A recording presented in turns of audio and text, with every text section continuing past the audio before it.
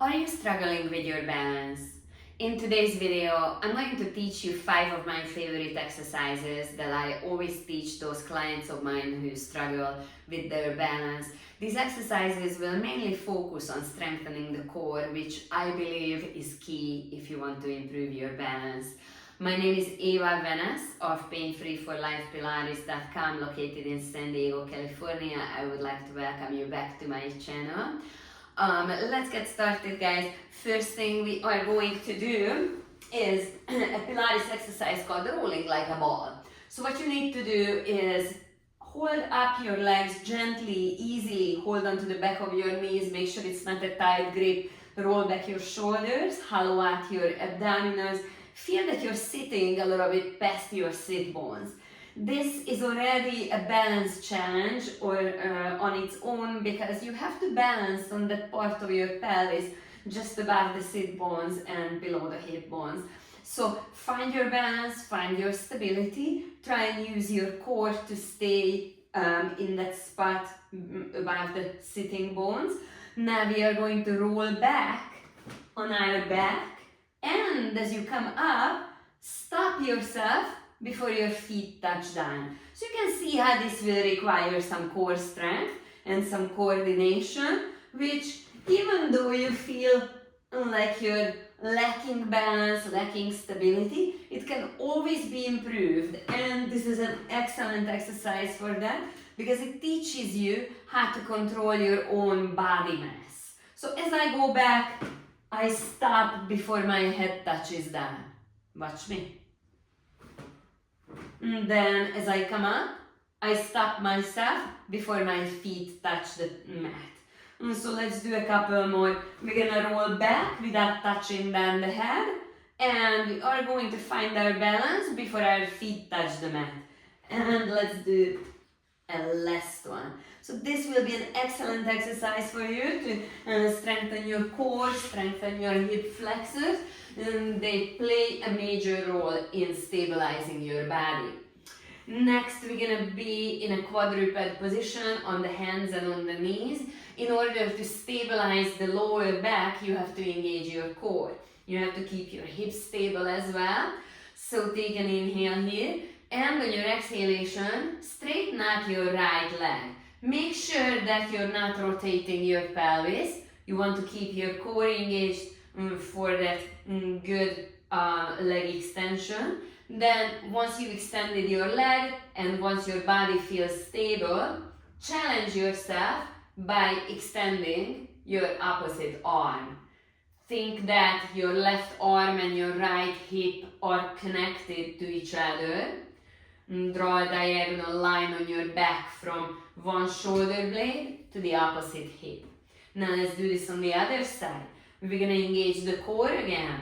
Very important if you want to have good balance, if you want to be steady on your feet. Now I straighten my left leg. Let's go ahead and add an arm. I'm extending my right arm. Think of drawing a diagonal line from the right shoulder blade to the left hip. And we are returning to the other side. Opposite arm and leg. Draw that line from the lower tip of your shoulder blade to your glute muscles. And now let's challenge the other side. Make sure your hips are not wobbly, your leg is not dropping, your arm is not dropping. Hold them up. And this will nicely strengthen your core and your back extensors, hip extensors, all very important muscles if you want to have good balance, if you want to be steady on your feet. Next, let's just sit with our legs folded up in this mermaid position, Z position. Take an inhale here. Then on your exhalation, engage your core and rise up on your knees. Squeeze your glutes, engage your core to stabilize yourself, and then flex your hips and sit back down. I have to say that besides having a strong core, you also have to have strong hips and good mobility in your hips in order to have good balance. So as you rise up, squeeze the glutes, press the front of the hips forward, engage your core, and draw your shoulders back, and you should feel that you're stable and steady on your knees. This is going to be the last one on this side. And then let's switch to the other side. Now, if you're really stiff in your hips and you have a hard time with this exercise, make sure you check out some of my hip mobility videos, because as I said, strong but also mobile and flexible hips are very important for balance, stability and coordination. Let's do just one more of these. This is also an exercise that feels really good. And once you get the hang of it, it stretches your hip flexors, engages your core, as I said, and strengthens your spinal erectors. So many benefits for this exercise. Let's do one more thing on our knees.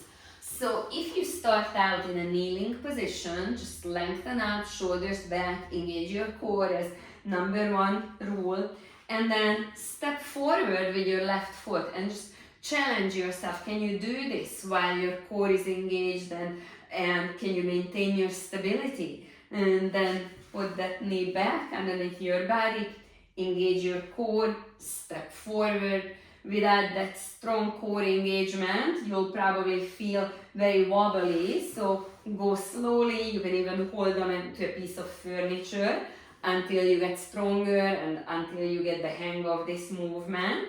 Let's do just one more on each side. So we take a step forward, and the core is stable, and the glutes, the hips are holding, and we'll do one more for good measures. Okay. As I said earlier, strong hips are very important when it comes to balance and coordination.